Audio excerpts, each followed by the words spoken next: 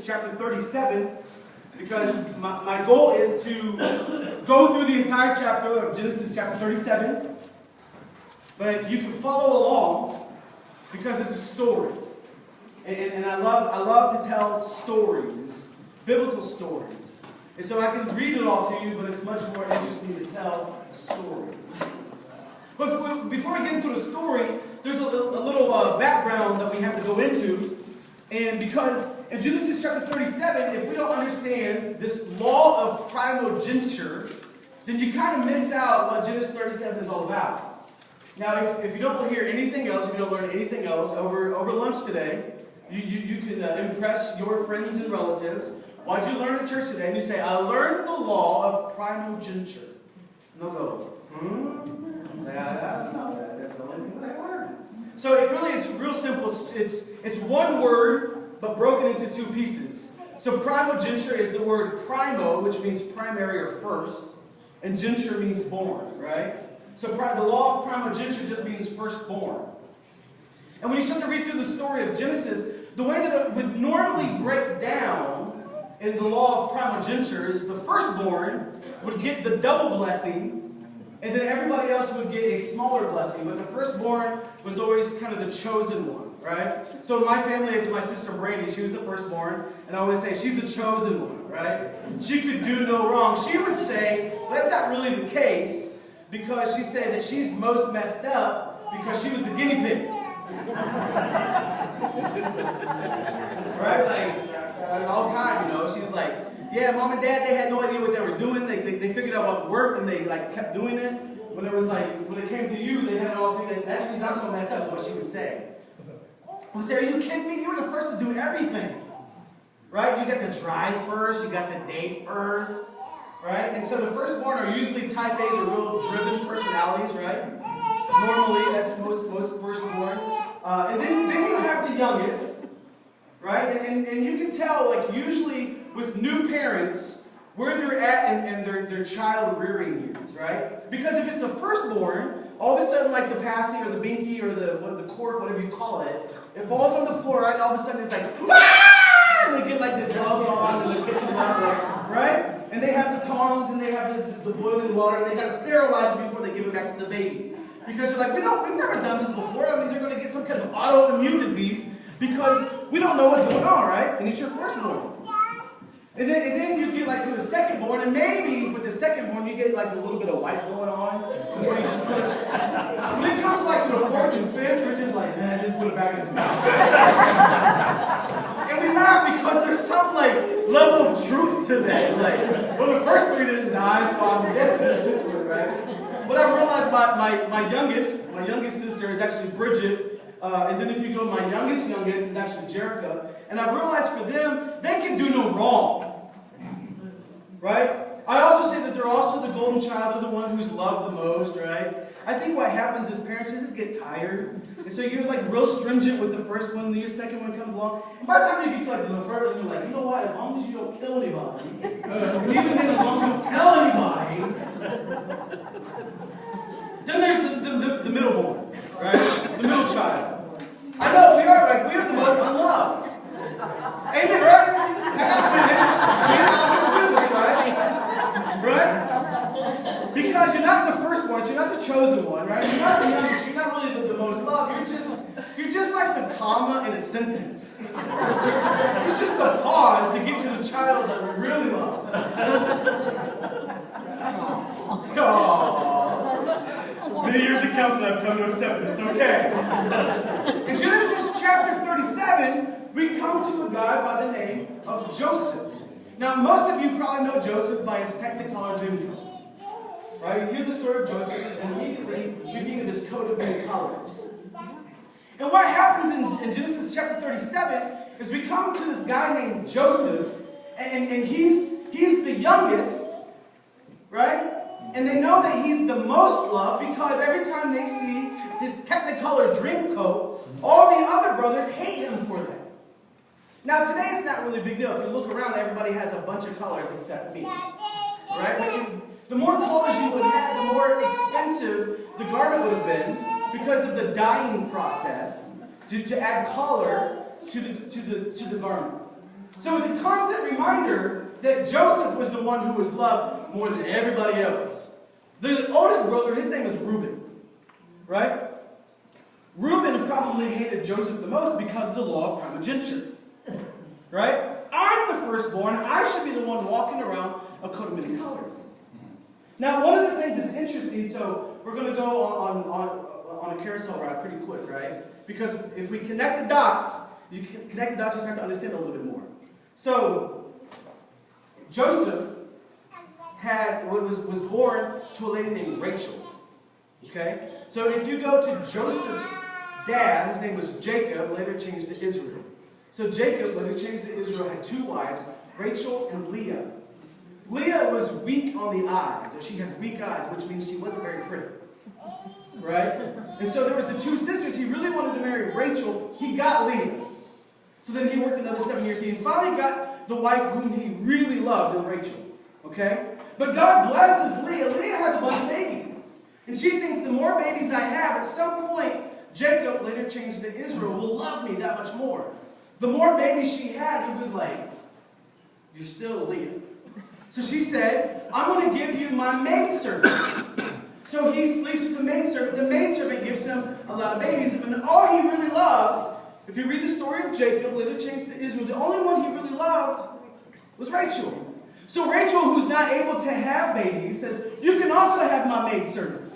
You start to realize that Jacob, Israel, probably has some pretty big character flaws, right? He keeps sleeping with all these other women and having all these other children. And finally, in his old age, he's able to have, with Rachel, Joseph. So really, we see the story of Joseph, and Reuben's thinking, in the lineage, I'm the oldest, but not if you go, well, here's Rachel, whom he really loves. She gives him a son named Joseph, and his daddy gives him a Technicolor Dreamcoat.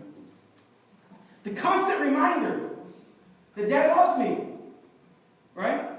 So really, in the law of primogeniture, he really is a firstborn.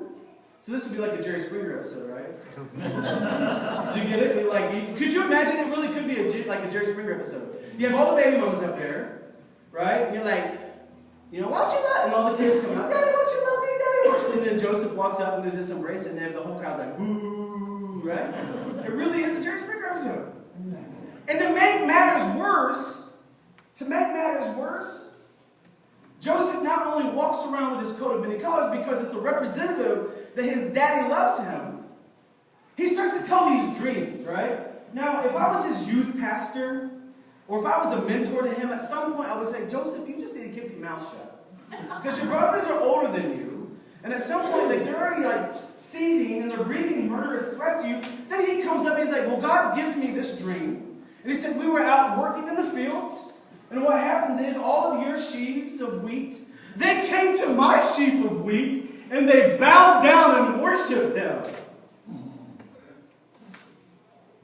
Right? You can see as a youth pastor, like, dude, they're going to kill you. Right? Probably if it was in 21st century America, you're probably going to get like a swirly. Right? They're going to put salt, they're going to put batteries in the side, and they're going to hit you. To make matters worse, so that was the first time. He comes back a second time and he's like, oh, guys. I had another dream. They're like, oh, great, there's the dreamer. He said, like, it was like the moon and the stars. I was the moon, you guys were the stars. And again, it happened. Like, you was the stars, you came to me and you bowed down before me. Oh, yeah. Right? If I'm sitting, I'm like, oh, jokes. Right? You see, there's something that we have to understand here in this story. Is within the biblical text, there's 4 different types of love. There's 4 different words for love. Now, the problem with the English language, if we have a simple problem, we have a lot of problems with the English language. We use words that really aren't words. But one of the problems is we only have one word for love. And so when I talk about my love for my wife, right, and how much I love what she did for me last week, the self-sacrifice type love, I can only use that same word love to talk about cookies, because I also love cookies. Right? So you go, well, wait a second, you mean you love cookies and you love your wife? Yes, but I love my wife more than I love cookies. Unless it's the cookies that my wife made, and I really love them. You get it? And you're like, we're confused, right? But if you go back to the biblical text, to the biblical narrative, you realize there's 4 different words for the word love, and I wish that we could do this in the English language. Because the first word that we have, if you're taking notes, if you're going to write this down, is the word eros. E-R-O-S, eros. And it's this erotic, it's this passionate type love, it's a romantic type love. I think it's interesting that the god of love is named Eros, or it's named Cupid. And Cupid, he shoots you with arrows. Cool connection, right? And what happens? You get shot with the arrows from Cupid. Immediately you have this romantic type of love. What Joseph experienced with his dad is not eros. It wasn't a romantic type of love. The second word that we have is the word philo, P-H-I-L-O. You all know what that means because we have a city called Philadelphia. It's the city of brotherly love. Right? It's what I gave this morning to the Moraleses on the way out. I gave them the bro. It's the bro hug, right? It's kind of like a little bump, and you do because we're brothers, but not from other mothers, and it's kind of weird if we do like a full embrace, because that's just weird, right? So we have this brotherly love. It's this compassion, right? I'm going to look out for you. You're going to look out for me. You see the problem with brotherly love, because Joseph had a bunch of other brothers, and that brotherly love only goes so far, right? If at some point you want to make a run at me, go right ahead, right? That's where they're at in the story. There's a third type of love. It's storge, S-T-O-R-G-E, storge. It's what most people within the world today, it's the strongest love that they have. It's a love that a parent has for its child. Right on cue, perfect, Elwood, thank you. You hear that, right? Every time we hear the sound of a baby, you're like, oh, yes. I know exactly what that means. That would do anything to protect my child. I'd do anything to protect my child. Right? Think of all the different stories of moms who were able to lift cars off of their children, right? It was because of the storge type of love. It is deep, it is passionate, but it's not erotic, it's not brotherly. Right? But then there's a fourth type of love. It's the word agape. A-G-A-P-E, or agape. A lot of us, if you're in the church for a long time, we hear about this agape love. The only way that we can experience agape is God towards us. John 3:16, for God so loved, period. For God so experienced this agape. Agape is a love that's not directed to the head. It's not a love that's directed to the heart. It's a love that's directed to the will. It means I'm going to love you no matter what. And as much as Christians and Christian brothers and sisters, we try to say we want to have agape, we just don't have that capacity. What's interesting is when you see Jesus, after he locks eyes with Peter, who denied him 3 times, he asks him, do you have agape for me? Do you love me? I can imagine Peter going, man, I sure wish I could. And he asked him again, could you have agape? I'll try. Because he knew where he was at. Well, could you at least have storge? This passionate love that's deeper than any deepest emotion that we could have here on earth. Yeah. We do that. Now rewind back to the story, Genesis chapter 37. You see, the problem with Jacob, whose later name was changed to Israel, he wasn't capable of agape. That's what I think all of his boys hoped for. Later, when they say, here comes a dreamer, let's kill him, Reuben, the oldest son, law of primogeniture, says, maybe I can earn the storge from daddy